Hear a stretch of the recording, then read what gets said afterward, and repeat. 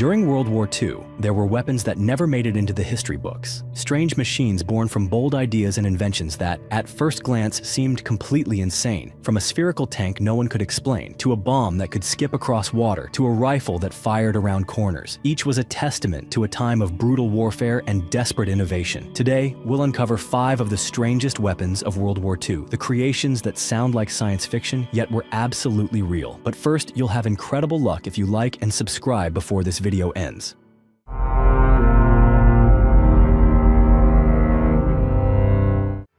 Windkanone, the Nazi wind cannon. As World War II entered its most brutal phase, Nazi was no longer relying solely on bullets or conventional bombs. They were also pursuing strange inventions, weapons so far beyond imagination that some referred to them as miracle weapons. Among them was a device that seemed to have stepped straight out of a science fiction novel and into the battlefield. Its name was Windkanone, or wind cannon. Unlike all traditional artillery, the Windkanone didn't fire shells, nor did it explode in the usual way. Instead, it used a mixture of hydrogen and oxygen gases ignited in a specially designed compression chamber. When activated, this mixture created an intense shockwave, like an invisible cannonball launched with the hope that it could knock an enemy aircraft out of the sky. The idea sounded insane, but it was actually tested with serious intent. German engineers designed the cannon's barrel to curve, resembling a giant metal hose or dragon snout. Each time it fired, the weapon released a jet of compressed air with tremendous force. According to reports, this blast could shatter a wooden plank from nearly 200 meters away, a remarkable feat for a weapon that used no actual ammunition. However, there was a vast gap between laboratory testing and real combat conditions. The Windkanone was experimentally deployed on a bridge spanning the Elbe River, where the Germans hoped it could stop low-flying Allied planes. But the results were disappointing. The cannon was too bulky, difficult to maneuver, and utterly ineffective against high-speed aircraft. Worse, because it had to be fixed in place, it quickly became an ideal target for enemy bombers. For that reason, after only a short trial period, the Windkanone was removed from the battlefield. Despite its failure, the Nazi wind cannon left behind a distinct impression. It revealed the kind of technological ambition that defined the Nazi war machine at the time.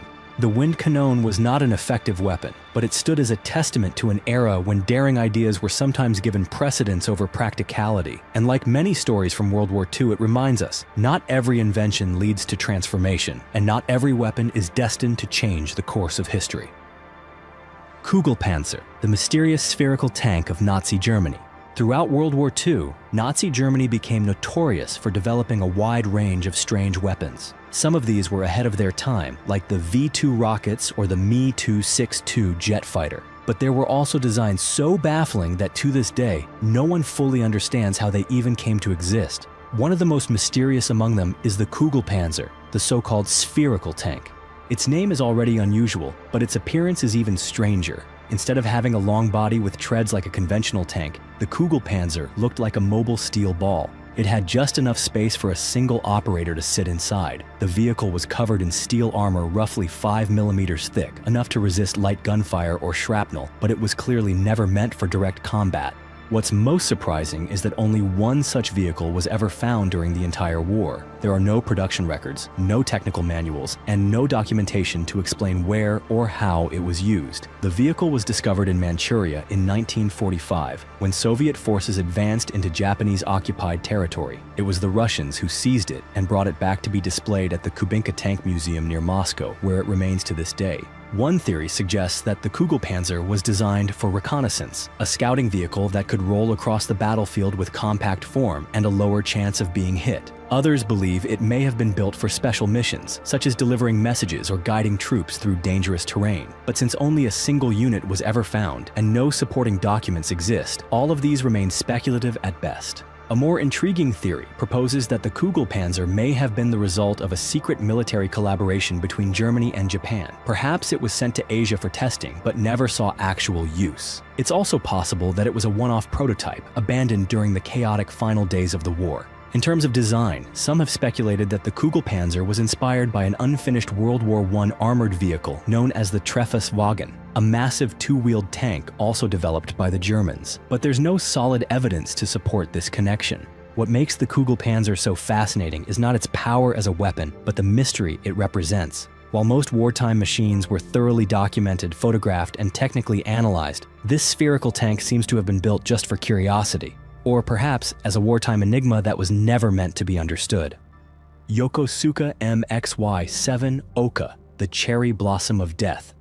As World War II entered its final stage, Japan found itself losing ground on every front. The country no longer had enough aircraft, warships, or fuel to withstand the ever-growing strength of the American military. And in that moment of desperation, the Japanese began turning to their most extreme strategies. One weapon in particular sent a chill through the world: Yokosuka MXY-7 Oka, a name that would soon become synonymous with death from the skies. At first glance, it looked like a small airplane, but the truth is, the Oka was no ordinary aircraft. It was a bomb, piloted by a human being. Inside sat a single kamikaze pilot, trained to steer the aircraft directly into American warships, carrying with them the hope that their death might bring about even a small victory in the face of inevitable defeat. The Oka was simple in design, but deadly in execution. It carried a warhead weighing more than 1,200 kilograms, enough explosive power to destroy a battleship if it hit its mark. After being dropped from a bomber plane, the Oka pilot would ignite 3 rocket engines and plunge toward the target at speeds reaching up to 620 miles per hour, so fast that interception became nearly impossible. But theory is one thing. Reality on the battlefield was something else entirely. Of the more than 300 Oka units produced, only 74 were ever deployed in combat, and of those, 56 were shot down before they could even reach their targets. During the Battle of Okinawa in 1945, only 7 American warships were struck by these weapons. American sailors, when confronted with this terrifying new weapon, gave it a mocking nickname: the Baka bomb. Baka meaning foolish or stupid in Japanese. They couldn't comprehend how any person could willingly pilot a bomb into certain death. But to the Japanese, the Oka pilots were not fools. As the war dragged on, Americans became increasingly familiar with kamikaze tactics. They enhanced their air defenses, altered their naval formations, and gradually reduced the effectiveness of suicide attacks. The Oka, meanwhile, had one fatal flaw. It had to be launched from a large bomber, which was highly vulnerable to American radar and fighter planes. If the mother aircraft was shot down, the Oka would never be released. There were plans to test versions of the Oka that could be launched from submarines or from hidden coastal caves, but the war ended before those ideas became reality. Today, the Oka is remembered not just as a weapon, but as a tragic symbol of a nation pushed to its absolute limit. It reflects the depth of despair that Japan faced in the final months of the war. Upkeep and highball, Britain's bouncing bombs for dam destruction. During World War II, as Britain sought to cripple Germany's war industry, they identified a critical vulnerability: the dams in the Ruhr region. These massive structures provided water and electricity to many of Germany's armament factories, but there was a problem. The dams were heavily fortified, protected by torpedo nets, and built to withstand direct attacks. Bombing from above was ineffective, and underwater sabotage was nearly impossible. That was when Barnes Wallis, a British engineer with a wildly imaginative mind, proposed an idea that sounded more like a child's game than a military tactic: to create a bomb that could skip across water, just like a stone skimming across a lake. Wallis called his creations Upkeep, the larger version designed for dam destruction, and Highball, a smaller version intended for anti-ship missions. The bomb was shaped like a spinning cylinder, dropped from about 60 feet in the air at a precise speed of 232 miles per hour. Before release, it was spun backwards at 500 revolutions per minute, creating a backspin effect. Thanks to this motion, the bomb would skip multiple times across the surface of the water, bypass torpedo defenses, and then sink to the base of the dam before detonating underwater. Testing of the concept began in 1942, and by May 1943, the Royal Air Force launched the operation known as Operation Chastise. The mission's objective was to destroy the Möhne and Edersee dams, which supplied essential power and water to German arms factories. That night, 19 specially modified Avro Lancaster bombers took off, each carrying an upkeep bomb. The results were dramatic. Both dams were breached, unleashing catastrophic floods across industrial zones and severely disrupting German production lines. But the victory came at a steep cost. Only 8 out of the 20 aircraft returned safely. 53 airmen did not make it back. To drop the bombs with the required precision, pilots had to fly at extremely low altitudes, making them easy targets for enemy anti-aircraft fire. Although the mission was later hailed as one of the boldest and most innovative operations of the Allied forces, the bouncing bombs were never used again. The risks were simply too great, and the cost too high, for it to become a sustainable weapon. Today, when people look back on the story of upkeep and highball, they don't only remember the engineering precision or the destructive power, they remember the people behind the mission, those who dared to try something no one had imagined before, and who were willing to give their lives to make that vision real. Krumlauf, the curved barrel sight of the STG-44. War is not only a clash of weapons on the battlefield, it is a race of design, a contest where even the smallest invention can mean the difference between life and death. And sometimes, in the harshest of circumstances, humans create things so strange they border on unbelievable. Krumlauf was one such creation. Developed by the German military during World War II, the Krumlauf was an attachment for the Sturmgewehr 44, the world's first true assault rifle. But rather than increasing firepower or range, the Krumlauf was built to solve a brutally practical problem: how to shoot from behind cover without exposing your head. At its core, the Krumlauf was a curved barrel extension, capable of bending left or right at angles of 30 degrees, 45 degrees, 60 degrees, or even 90 degrees. It was paired with a periscope-style optical sight, allowing soldiers to see around corners, behind walls, or from within vehicles. In practice, only the 30-degree and 45-degree versions were widely used. The sharper bends proved too dangerous for the shooter. On paper, the design seemed ingenious, but in the field, it came with serious flaws.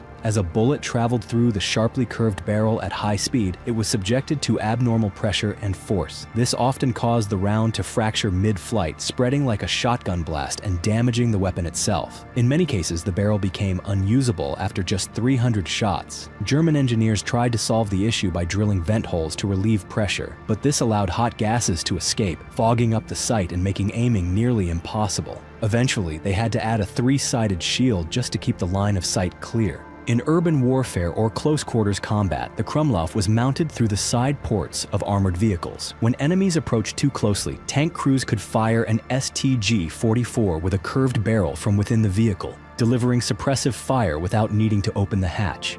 It was a temporary defense, but one that could mean survival in desperate situations. After the war, both the United States and the Soviet Union experimented with the concept. The US tested curved barrels on the grease gun and M1A1 carbine, while the Soviets tried similar modifications on the PPSH-41. But none of these yielded promising results. Eventually, all nations abandoned the idea of curved barrel firearms. Today, the Krumlauf may elicit a smile from those seeing it for the first time. It looks like something pulled from a science fiction film. But for the soldiers of its time, it was a real weapon, one that gave them a better chance of staying alive. Thank you for watching today's journey into the strangest weapons of World War II.